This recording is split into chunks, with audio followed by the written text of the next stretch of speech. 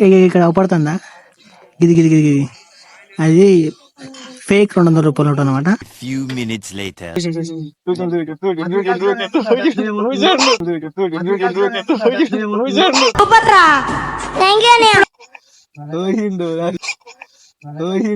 నాగరాజు గారు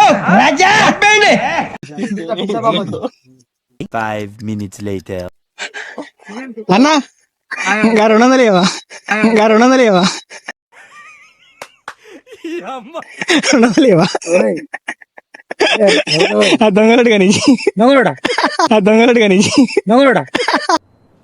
మూర్తి గారు ఇలాంటప్పుడే గుండె రాయి చేసుకోవాలి. ఏం చేస్తారు? బాగుంటది.